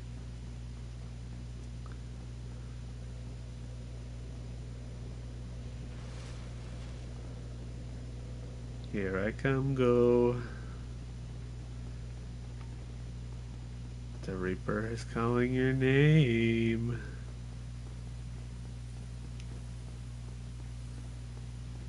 There's something very important that he drops that I want to talk about. And I think the way that he fights you is very important to note. So we have really all of our information is what he's told us. And we have the Hawk Ring, which says that he was a great archer. And they took down high-flying dragons. We have the Bopharis. No, the hat? Is it the hat that says it? Yeah. Ferris was an accomplished archer, and although he was human, he ranked alongside Hawkeye Go as one of the best archers. So, really, we just know that he was an incredibly good archer and all this. That he fought alongside the other knights of Gwyn. Listen, the man doesn't want to fight me. This is indeed true human nature, my friend. Tortoise is in your debt, but I'll leave us be little choice. I don't know if it was easy to see there. I don't think I have a good way of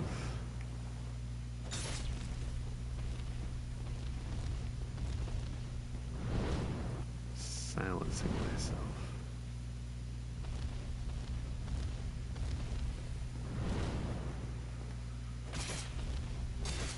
Uh-oh. Forgot about the body slam.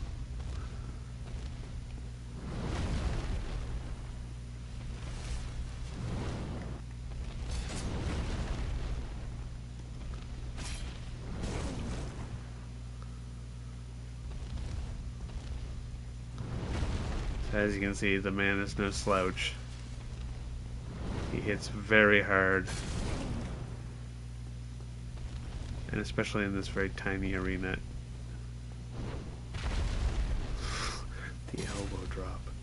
The absolute disrespect. So, he does drop quite a lot of souls. Just because I came in so hard and I'm wearing heavy armor and all this, didn't really get to see it there. But if we look at his helm, it says that it was received as a decoration of knightly honor. It was crafted especially for him, only the eye holes were packed with tree resin by those who dismissed him as a brutish giant. He can't see. The man is living in the dark.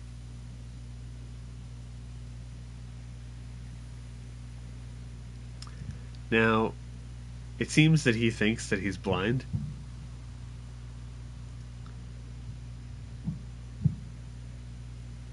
But the helm he's wearing was specifically packed with resin by those who dismissed him as a brutish giant, those who feared him. Now maybe that was the residents of Elysial, or maybe that was part of Gwyn's army.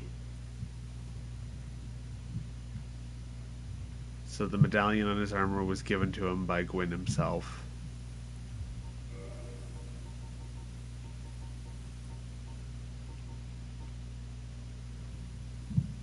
His armor is crafted by materials similar to the Silver Knights.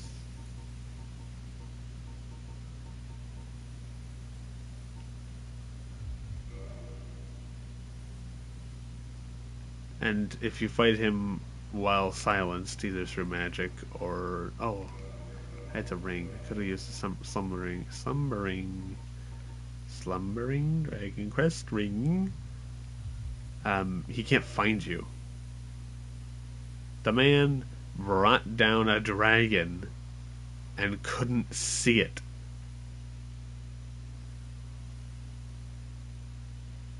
And we think we're hot shit.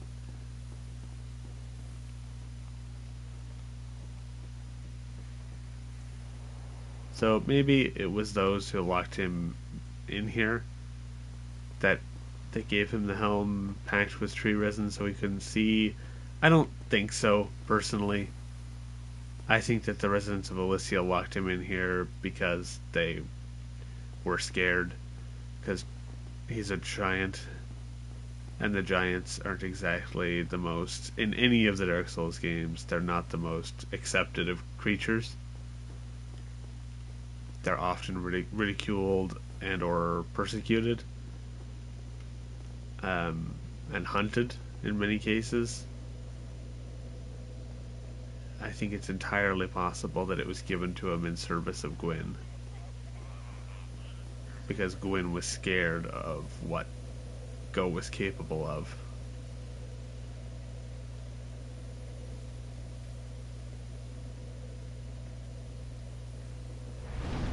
But who knows for sure.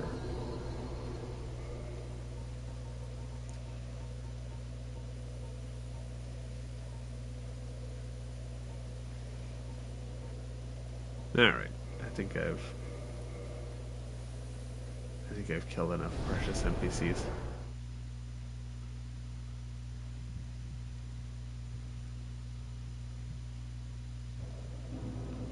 Alright, so with our Lord Souls in hand, Frampt is wide awake and raring to go.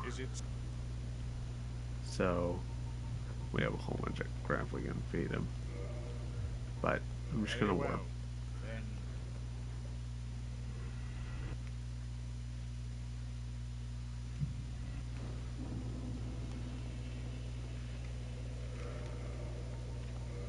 Just gonna change these back.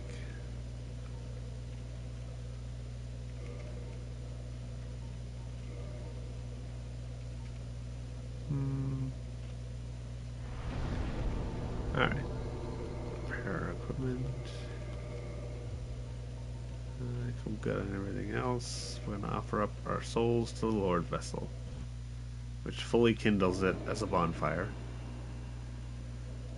And gives us this kind of neat cutscene.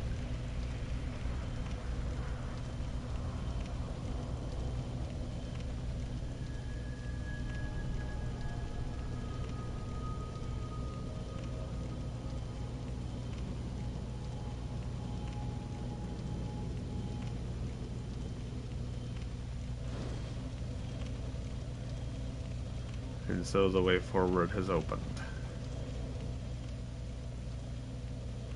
We walk into this kind of purgatory.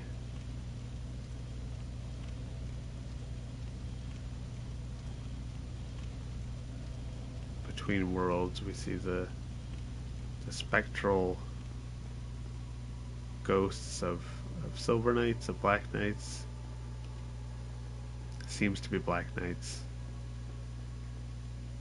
Maybe of the Black Knights who died, helping Gwyn to prolong the Age of Fire.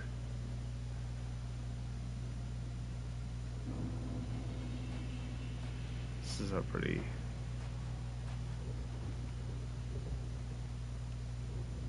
cool ambiance. Everything covered in ash, burned.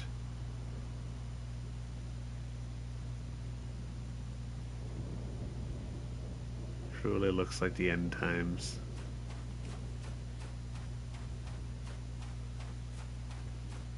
So we'll come down here, deal with these Black Knights.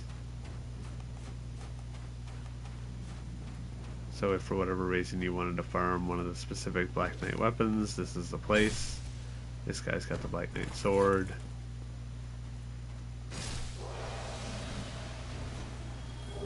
And there it is.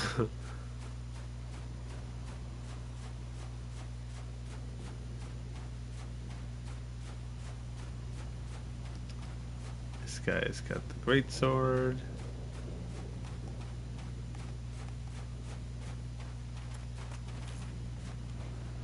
It's pretty easy just to get the backstab on them and then hit him with that R2.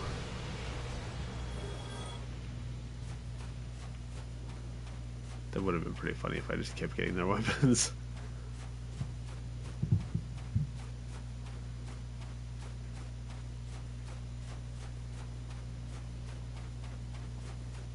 Alright. We'll walk along these structures. We look down.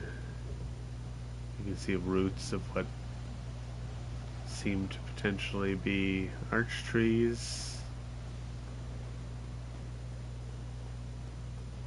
Let me come over to this side and let him run to me. This is wider than the other two, so he's also using the Black Knight sword. Oops. Oh, okay, goodbye. And over here we'll get the Black Knight set, which I think is cooler than the Silver Knight set, but, you know, it's essentially identical other than the coloration. Just stick to the right side and you won't have a risk of sliding off. And here, at the end of the world, at the end of all time, at the most crucial part and point in this game, at the peak of what we've come to do, we see a man who, just like us, has persevered through all of this in order to be with us at the end of time. You're coming with me, buddy. We're doing this together. You and me.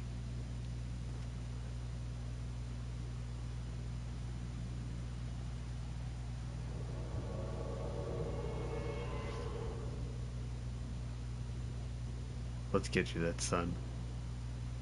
I want you to be grossly incandescent, my dude. Let's go.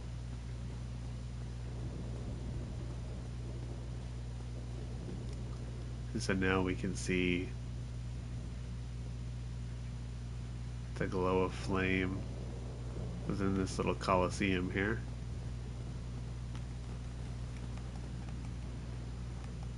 I'll let this guy run to me.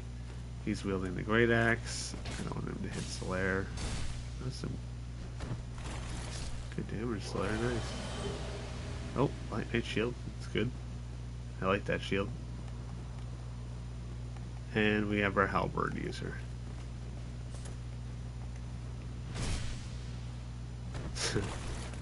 My man mid-rolling.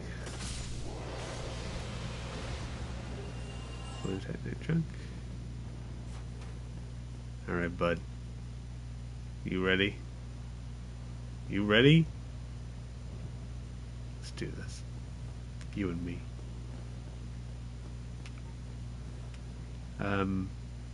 There are a lot of ways to do this fight. It's not the hardest fight in the game. It's a little difficult.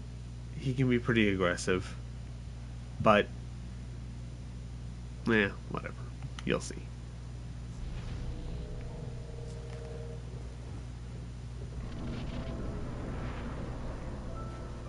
Here we have the Lord of Cinder.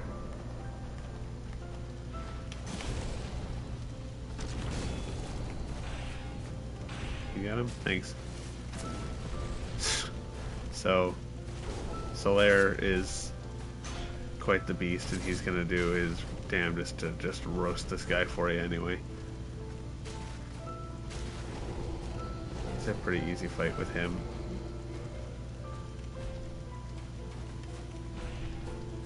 Okay, I'll get him off you, bud. I'm really debating just quitting so that I can... Oh, too late.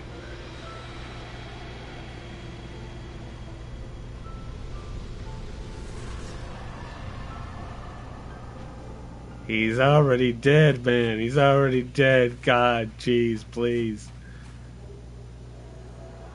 And a sunlight medal.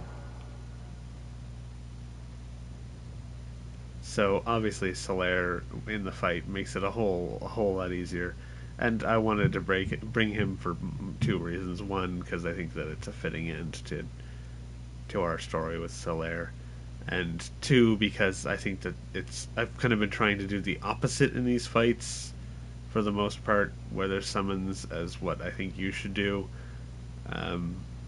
With Iron Golem, I brought Tarkus. I felt like bringing Tarkus for you is maybe not the best idea, that kind of thing. I wanted to show you the fight with Solaire so that at least you could see it, and you could see how easy it's going to be if you bring him in.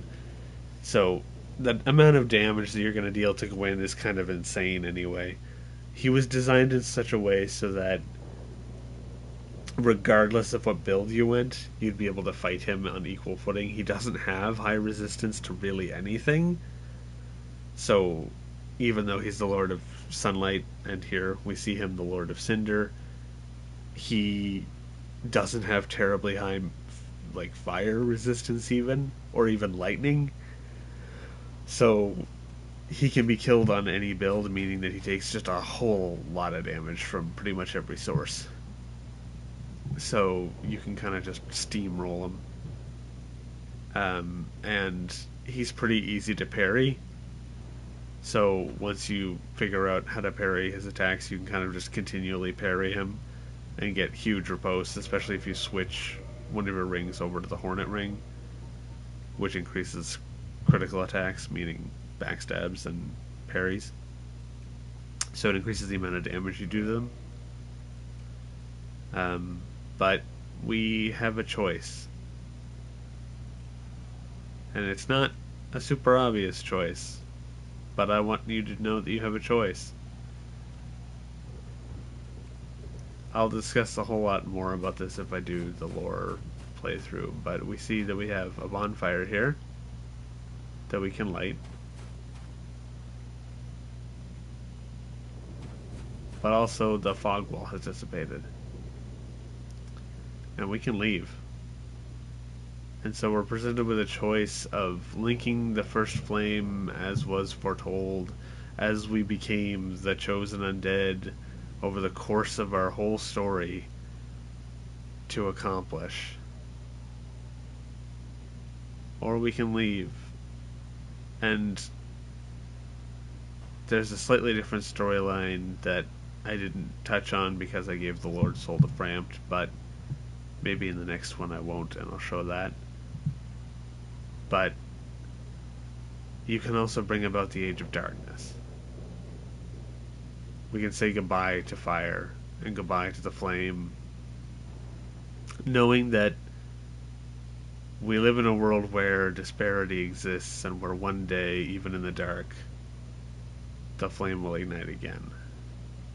And this cycle of life and death, of hot and cold, of light and dark will start again. And again, and again, and again, and again, in all eternity. Until it inevitably spirals out of control.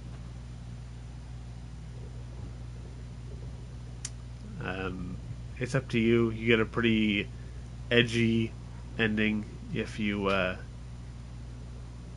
walk out and let the world fall into darkness, which, you know, is fitting. But I think a good friend of mine would want me to become truly incandescent. And maybe in his own world, as his own chosen undead, Solaire too was able to become truly incandescent.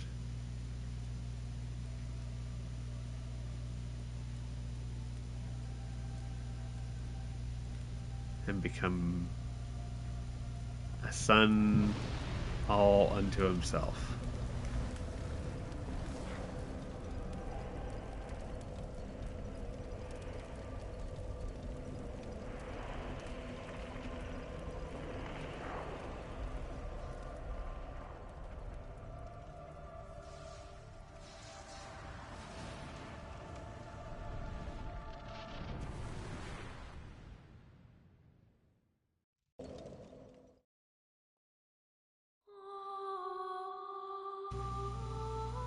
And that's Dark Souls.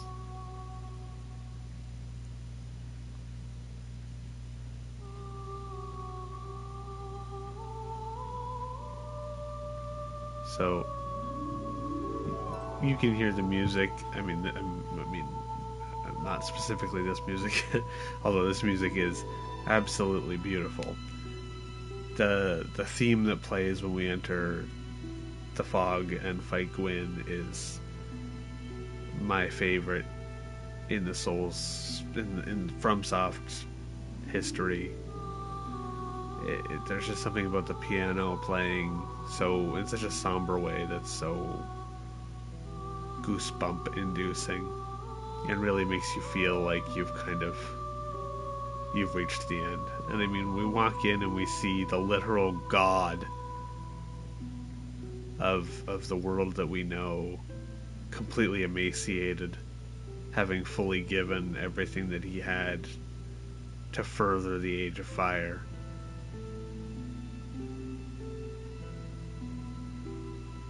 And I imagine that there's a lot of questions that come from this end, for you, as has happened with every player who's ever finished their first playthrough of Dark Souls.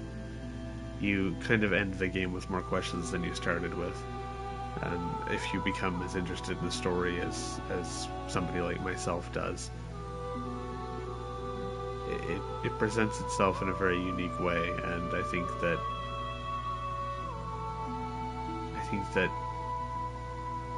this cyclical nature of the world, presented in the way that you will endlessly replay this game to fully try and understand what is happening, is kind of neat. But yeah, you can lead right into New Game Plus after the credits, or you can move on. There's Dark Souls 2 after this one, which is, I kind of view as more of a spiritual successor and not a direct sequel.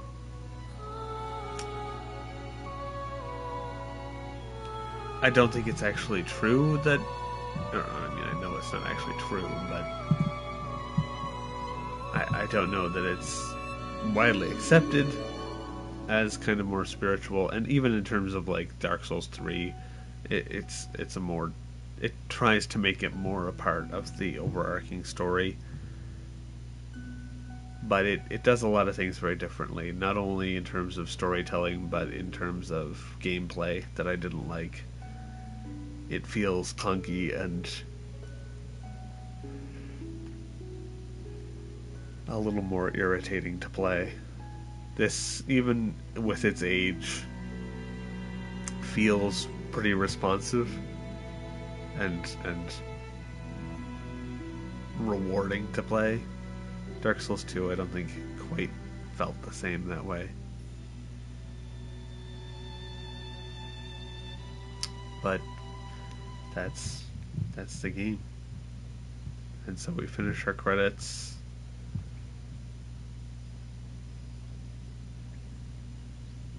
And yes, indeed. Yes, indeed. The dark sign brands the undead. And in this land, undead are corralled and led to the north. And in this land, the undead are corralled and led to the north. To the undead asylum.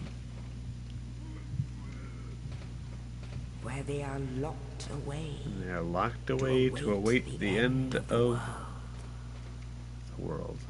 But maybe that's not necessarily so. This is your fate.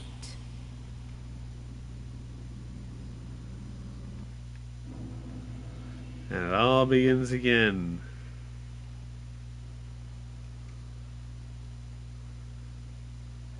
All over again.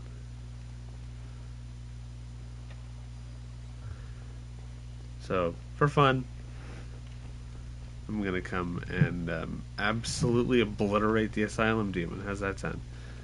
Might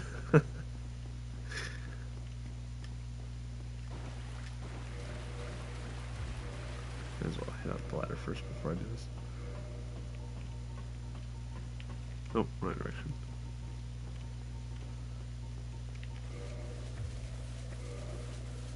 Alright.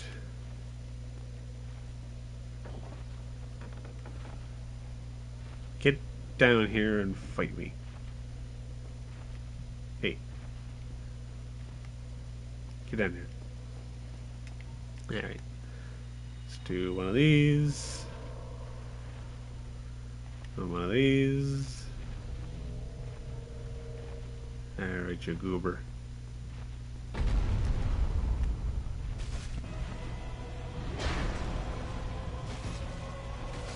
Bye. Hey, I got the great hammer.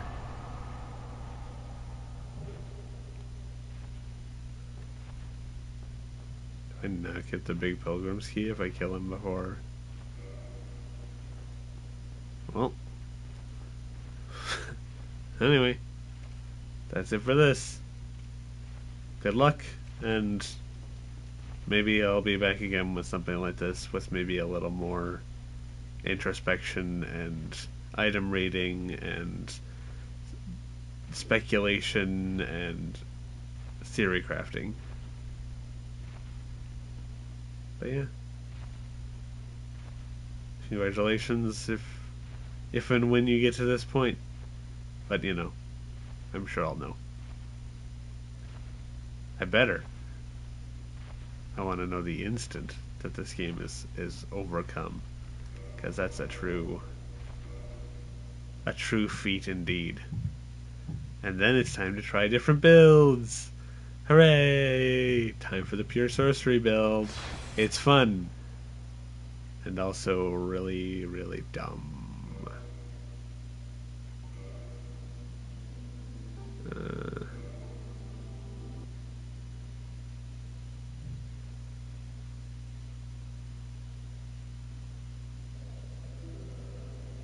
So this is the kind of stat line you have to look forward to